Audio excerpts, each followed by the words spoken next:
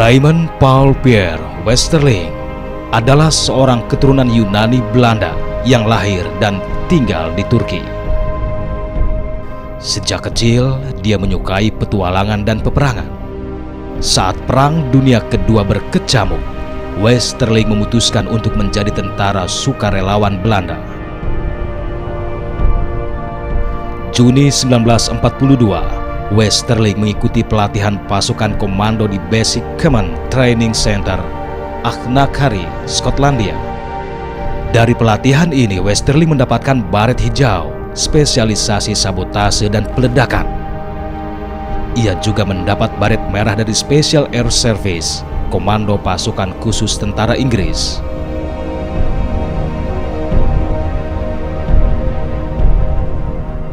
November 1946, Wakil Komando DST, Letnan Vermeulen bersama 20 orang pasukan tiba terlebih dahulu di Makassar.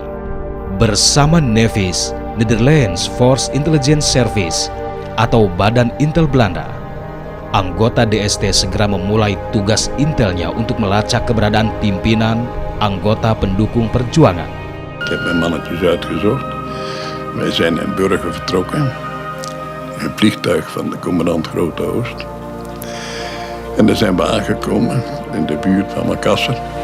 En die gingen dus niet als militair gekleed, maar gewoon als inlander gekleed. Gingen die dus de kampongs in op Celebes om daar dus namen enzovoort bekend te krijgen. Van daaruit ben ik gegaan met die mensen naar Sruki-Minasa. In de woning van de inspecteur van politie die kort tevoren vermoord was. We zijn in de huis getrokken en ons overdag flink laten zien. En dat gaf resultaten, want op een gegeven moment deden ze een aanval op het huis. En dat was juist iets waar wij op wachten natuurlijk. Maar ze liepen daar tegen een gewapende macht aan. Saya dikirim dari itu DST, Depot Special Troepen. Waktu habis opleiding Lasput ada kirim kita kira-kira 10 orang. Buat itu spionasi dia. 5 Desember 1946, Westerling bersama 120 orang pasukan khusus tiba di Makassar dan mendirikan markasnya di Matoangin. Berdasarkan data intelijen yang dikumpulkan tentara DST sebelumnya, Westerling menyusun penumpasan pemberontakan dengan caranya sendiri. Meneer Westerling, op 5 december 1946 kwam u op Zuid-Celebes. Bent u toen meteen aan de slag gegaan?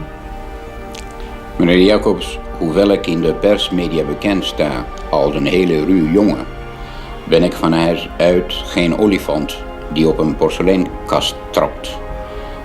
Nee, ik heb me de eerste 5 dagen teruggetrokken.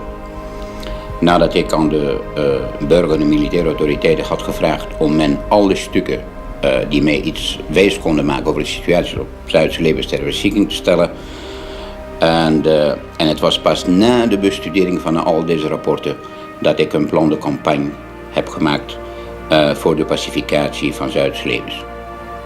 Ik heb toen voorgesteld om het standrecht in te voeren. Dit was natuurlijk, u moet het niet zien als een contraterreur, zoals wel eens geïnsinueerd is geweest hier. Maar het was de enige middel die toen moest ik invoeren onder druk van de toenmalige abnormale situatie. Ik heb geen vaste richtlijnen gehad. Ik heb alleen dus carte blanche gehad om mijn plan de campagne op te stellen. Van wie hebt u carte blanche? Van de kolonel De Vries, de toenmalige territoriaal bevelhebber van de Grote Oost en Borneo. Nou ga ik iets vertellen wat ze nooit geweten hebben en wat eigenlijk niet mag. De mensen die wouden zich allemaal overgeven. Zeg goed, ik laat 7 man van jullie vrij. Binnen 8 dagen moet je mij komen vertellen hoe en wat.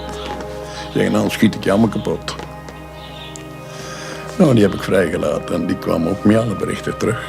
Met gevolgen, wij sloegen nooit mis. Wij sloegen altijd raak. Omdat we alles wisten.